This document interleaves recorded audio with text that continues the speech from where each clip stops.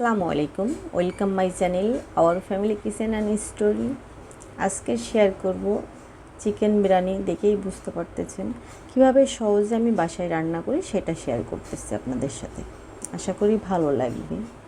বিরিয়ানি রান্না করতে হলে কিন্তু নর্মালি আমরা সবাই জানি যতটুকু চাল তার ডাবল মাংস দিতে হয়, তাহলে খেতে ভালো লাগে। 1 কেজি চাল হলে 2 কেজি মাংস দিতে হয়। আমার এখানে 1.5 কেজি মুরগির মাংস। এর ভিতর সুন্দর করে ধুয়ে পানি ঝরিয়ে নিয়েছি। এর ভিতরে লবণ, হলুদের গুঁড়া আর মরিচের গুঁড়া দিয়ে আমি মেখে নিচ্ছি। নিয়ে আমি হালকা করে ভেজে নিব। আপনারা যদি ভেজে না নিতে চান তাও কিন্তু সমস্যা নাই, ভেজে নিলে আমার কাছে মনে হয় বিরিয়ানিটা খেতে ভালো লাগতেছে। এখন আমি মুরগির মাংসগুলো ভেজে নিচ্ছি। বেশি কড়া করে ভাজবো না, হালকা করে ভেজে নিচ্ছি। এক একজন বিরিয়ানি এক একভাবে রান্না করে। আমার মনে হয় এইভাবে রান্না করলে খুব ভালো লাগে খেতে। চাইলে মুরগির মাংস দিয়ে আপনারা ট্রাই করে দেখতে পারেন। মাংসটা আমার ভাজা হয়ে গেছে, আমি নামিয়ে নিচ্ছি। সবগুলো মাংস একইভাবে ভাজিয়ে নিয়েছি। এখন তেল দিয়ে দিচ্ছি প্যানে। এর ভিতরে 2 চামচ দিয়ে দিচ্ছি ঘি। ঘি দিলেই সুন্দর একটা ফ্লেভার আসবে। এর ভিতরে বড় বড় 2টা পেঁয়াজ বাটা দিয়ে দিলাম।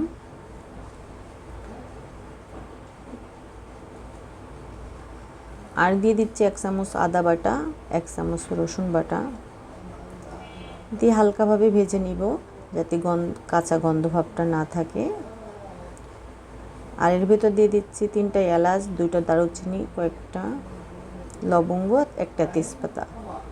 কারণ এখানে কিন্তু বিরিয়ানির মশলায় এগুলো থাকে। আর দিয়ে দিচ্ছি এখানে 8-10টা কাজু বাদাম বাটা। বিরিয়ানিতে কাজু বাদাম দিলে কিন্তু খুব ভালো লাগে, দেওয়ার চেষ্টা করবেন অবশ্যই। আর রাঁধুনি বিরিয়ানির মশলাটা এখানে ব্যবহার করেছি, পুরো প্যাকেটটা দিয়ে দিলাম।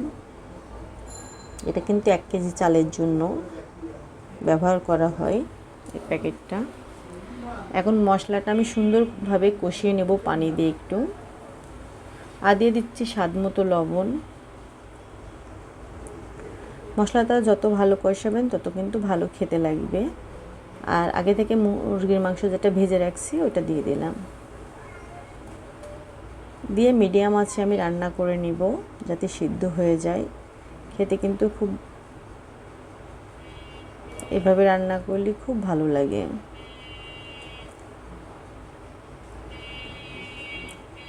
মিডিয়াম আঁচে রান্না না করলে কিন্তু মাংসগুলো সিদ্ধ হবে না, কিংবা মশলাটাও ভিতরে প্রবেশ করবে না ভালোভাবে। আমি ঢাকনা দিয়ে দিয়ে রান্না করেছি, একটু সময় নিয়ে। দেখেন তেল ছেড়ে দিয়েছে।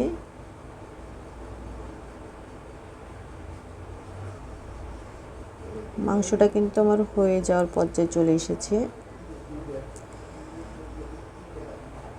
এখন আমি নামিয়ে নিব, মাংসটা হয়ে গেছে। সেম এই প্যান আরেকটা বসিয়ে দিলাম। প্যানে দিয়ে দিলাম তেল, আধা কাপ তেল দিয়েছি। এখানে একটা পেঁয়াজ কুচি দিয়ে দিয়েছি, দিয়ে হালকা করে ভেজে নিব, যাতে কোনো কালার না আসে, জাস্ট গন্ধটা চলে যায়। আর এর ভিতরে 1 চামচ দিয়েছি আদা বাটা, 1 চামচ রসুন বাটা দিয়ে এটাও হালকা ভেজে নিব। বেশি ভাজতে গেলে কিন্তু পুড়ে যাবে পরে চাল দেওয়ার পরে। দিয়েছি লবঙ্গ, দারুচিনি, এলাচ, সবগুলো দিয়ে দেখেন এই পর্যায়ে আমি চালগুলো দিয়ে দিব। আমি এখানে 800 গ্রাম চাল ব্যবহার করেছি। এখন চালটা আমি সুন্দর করে ভেজে নিব। চাল কিন্তু যত সুন্দর ভাজবেন তত কিন্তু সুন্দর হবে ঝুরঝুরে বিরিয়ানিটা। আর যতটা চাল দিয়েছি তার ডাবল পানি দিয়েছি।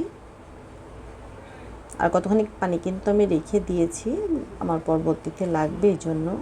আর এর ভিতরে দিচ্ছি লবণ আধা চামচ, আর দিয়ে দিয়েছি 4-5টা কাঁচামরিচ।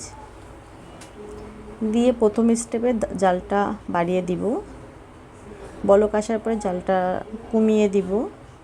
আমি পানি থাকা অবস্থায় মাংসগুলো দিয়ে দিব ভিতরে, তাহলে কী হবে, মশলাটা ভালোভাবে বিরিয়ানির চালের সাথে মিশে যাবে আর কি। পাতিলটা ছোট হয়ে গেছে, সুন্দর করে আমি মিক্সড করে ঢেকে রাখতেছি।